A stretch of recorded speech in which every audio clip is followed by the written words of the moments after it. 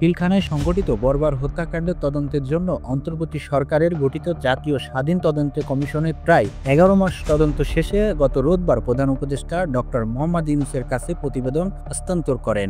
এই কমিশনের প্রধান হলেন মেজর জেনারেল অব আলামা ফজলুর রহমান। ২০০৯ সালের ফেব্রুয়ারিতে ওই ঘটনায় ৪৭ সেনা কর্মকর্তা সহ ৭৪ জন নিহত হন। তদন্ত কমিশনের ৩৬৫ পৃষ্ঠার মূল প্রতিবেদনে বলা হয়েছে, ব্যারিস্টার তাপস সহ আওয়ামী লীগের নেতা শেখ ফজলুল করিম সেলিম উপস্থিতিতে বিডিআর সদস্যের একাধিক বৈঠক হয়। একটি বৈঠকে অফিসারদের জিম্মি করার পরিকল্পনার কথা জানানো হয়। পরে তা পরিবর্তন করে হত্যাকাণ্ডের সিদ্ধান্ত নেওয়া হয়। এখন থেকে স্পাইসি ক্রিস্পি পটাটা প্রাণ পটাটা একটি স্বনির্ভর বিস্কুট। কমিশনের প্রতিবেদন অনুযায়ী তৎকালীন রাষ্ট্র প্রতিমন্ত্রী সোহেল তাজ ও প্রধানমন্ত্রী শেখ হাসিনার ছোট ভাই শেখ সেলিমের উপস্থিতিতে ভারতের গোয়েন্দা সংস্থা ২৪ জনের একটি দল বৈঠকে অংশ নেন।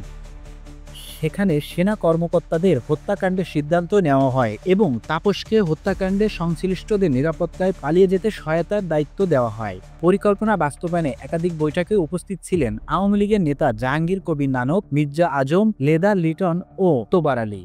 এসব পরিকল্পনা সম্পর্কে ৪৪ রাইফেল ব্যাটালিয়ন ও কর্নেল শামস অবগত ছিলেন এবং তাপস তৎকালীন প্রধানমন্ত্রী শেখ হাসিনার কাছ থেকে সিদ্ধান্তের অনুমোদন নেওয়ার দায়িত্বে ছিলেন। সাধারণ বিডিআর সদস্যদের ডালভাত কর্মসূচি নিয়ে ক্ষোভ, বিডিআর বিদ্রোহ সৃষ্টি করার মাধ্যমে মূল পরিকল্পনা দেশপ্রেমিক সেনা অফিসারদের হত্যার মিশন বাস্তবায়ন করা হয়।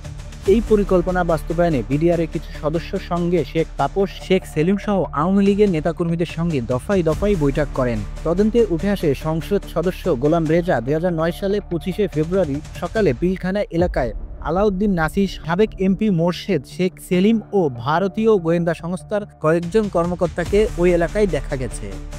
ডেস্ক নিউজ, দৈনিক ইনকিলাব।